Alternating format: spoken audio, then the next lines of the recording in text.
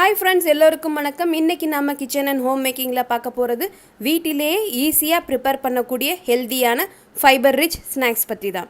3 நிமிஷத்துல வீட்ல prepare பண்ணக்கூடிய பாப்கார்னை பத்தி தான் நாம இன்னைக்கு பார்க்க போறோம்.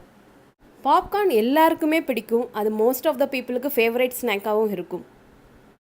நிறைய பேருக்கு இது செய்ய தெரிஞ்சிருக்கலாம். புதுசா செய்றவங்களுக்காக இந்த வீடியோ ஒரு தடவை பாப்போமா?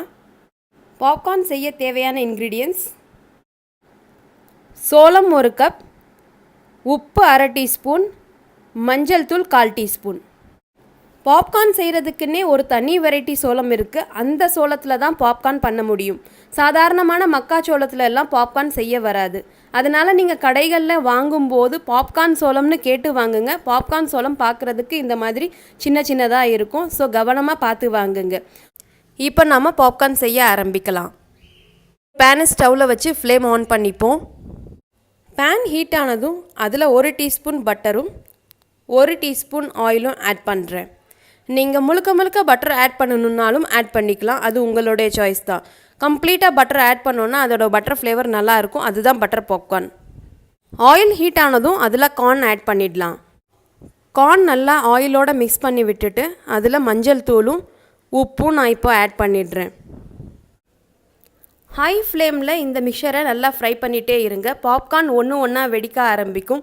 அது வரைக்கும் நம்ம ஃப்ரை பண்ண வேண்டி இருக்கும். இந்த கார்ன் ஒன்றா வெடிக்க ஆரம்பிக்கிற வரைக்கும் நம்ம கைவிடாமல் கிளறணும்.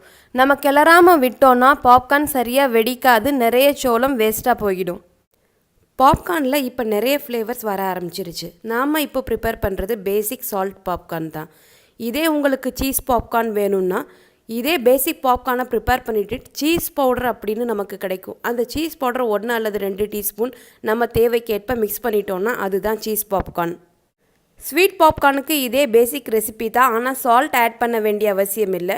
பாப்கார்ன் கம்ப்ளீட்டாக வெடித்து முடித்ததும் அதில் பவுடர் சுகரோ அல்லது குளுக்கோஸோ ஆட் பண்ணோன்னா அதுதான் ஸ்வீட் பாப்கார்ன்.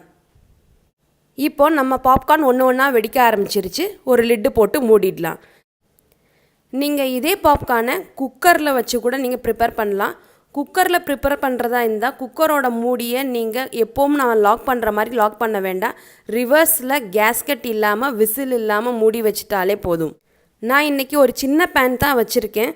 அந்த பேனுக்கும் மூடிக்கும் நடுவில் ஒரு ஸ்பூன் வச்சுருக்கேன். ஏன்னா இப்போ நீங்கள் பார்க்குறீங்க பாப்கார்ன் நல்லா வெடித்து வந்துகிட்டே இருக்குது. பாப்கார்ன் வெடிக்க அந்த மூடி கொஞ்சம் லிஃப்ட் ஆகிட்டே வரும்.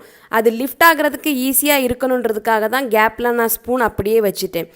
கார்ன் வெடிக்க மேலே ரைஸ் ஆகிட்டே வரும்.